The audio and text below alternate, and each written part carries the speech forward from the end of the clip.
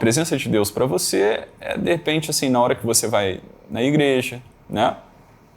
Deus está ali no sacrário, nas espécies eucarísticas, ou quando você reza. Então aí você tem a presença de Deus. Você tem a presença de Deus quando você lembra de Deus. Mas Deus está presente só quando você lembra dele? Deus está presente só quando você está presente? Não, ele está presente o tempo todo. Então quem que está ausente? Você.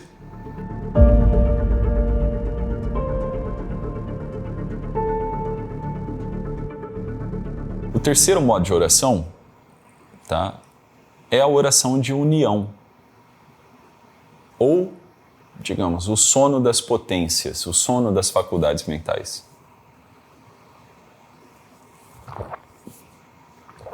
Beleza? Então vamos lá.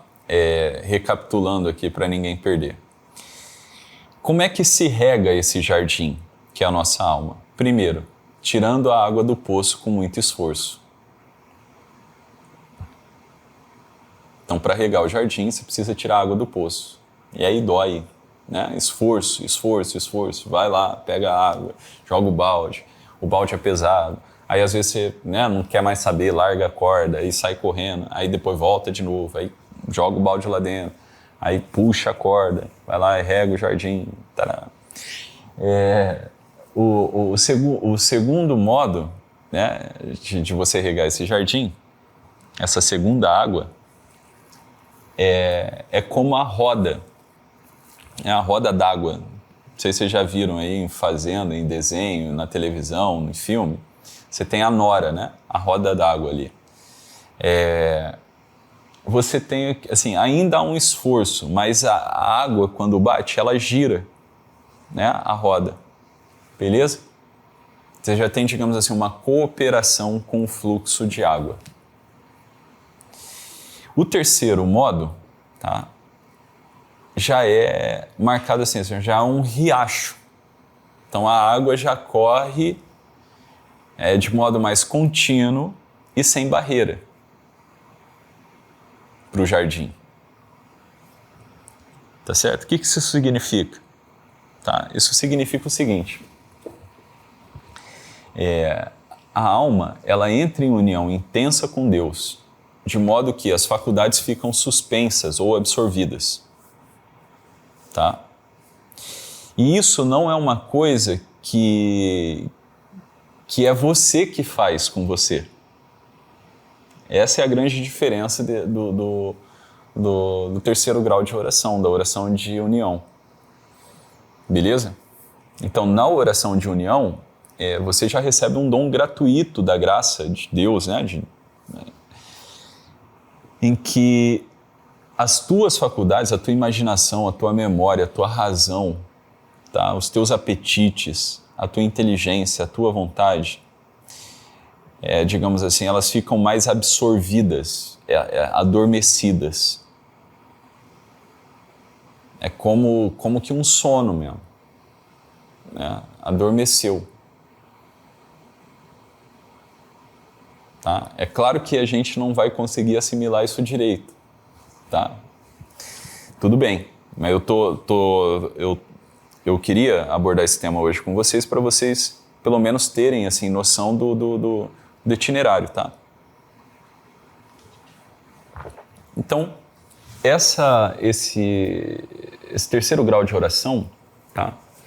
Você consegue notar que as características elas envolvem, por exemplo, uma forte experiência da presença de Deus, beleza? A suspensão parcial das faculdades, assim, as faculdades estão mais suspensas.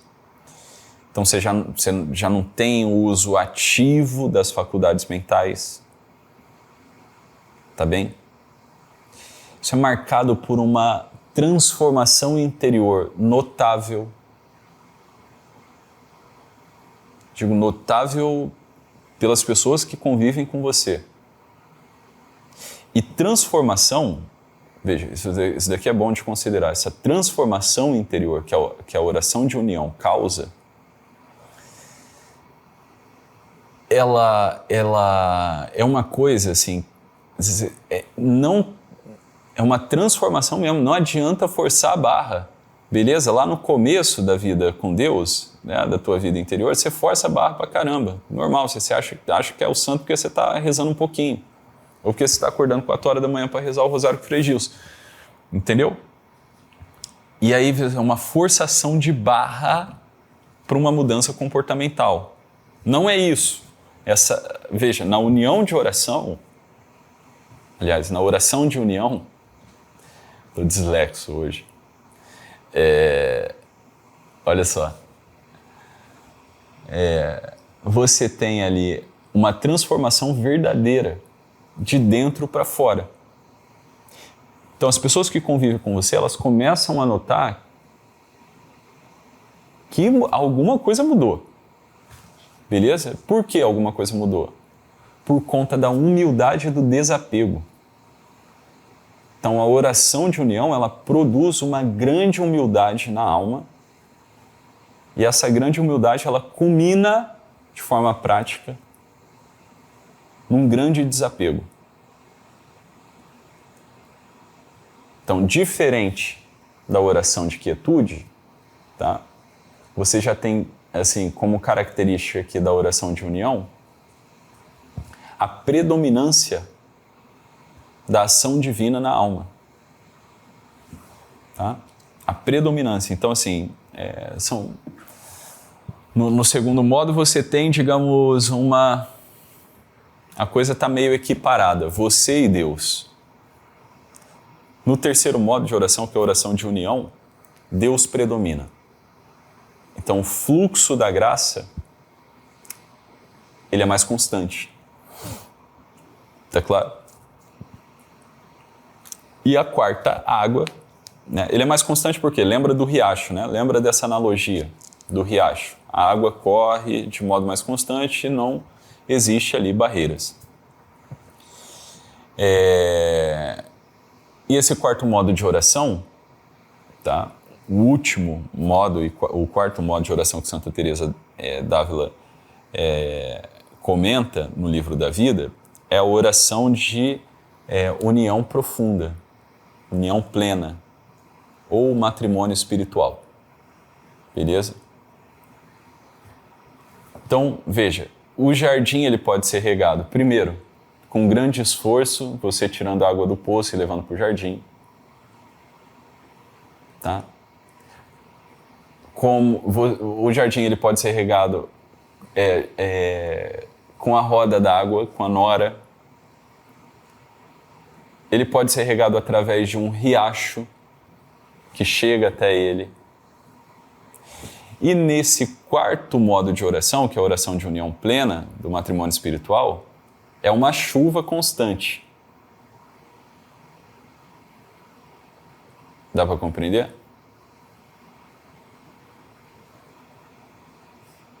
Então, assim, uma chuva constante e generosa. Então, o que isso significa? Isso significa que o grau mais elevado descrito por Santa Teresa a respeito da oração é a oração de união plena. Então, Deus age praticamente sem mediação das faculdades humanas. Então, é a união profunda e transformante. Que é aqui que você vai notar na vida dela, tá? A descrição ali dos êxtases, dos arroubos místicos, tá? A forte consciência da presença de Deus. Então, você consegue ter uma consciência permanente da presença de Deus. Então, quando eu falo de Deus, é uma coisa. Quando Santa Teresa d'Ávila fala de Deus, é outra. O grau de compreensão dela é outro. O grau de consciência dela a respeito de Deus é outro. Quando o Padre Pio fala de Deus, a palavra é a mesma, né? Deus. Mas o grau de consciência do Padre Pio a respeito de Deus é outro. A consciência permanente da presença de Deus pro Padre Pio é muito diferente da consciência que você tem a respeito da presença de Deus. Então, a presença de Deus para você é, de repente, assim, na hora que você vai na igreja, né? Deus está ali no sacrário, nas espécies eucarísticas, ou quando você reza. Então, aí você tem a presença de Deus. Você tem a presença de Deus quando você lembra de Deus. Mas Deus está presente só quando você lembra dele? Deus está presente só quando você está presente? Não, ele está presente o tempo todo. Então, quem que está ausente? Você.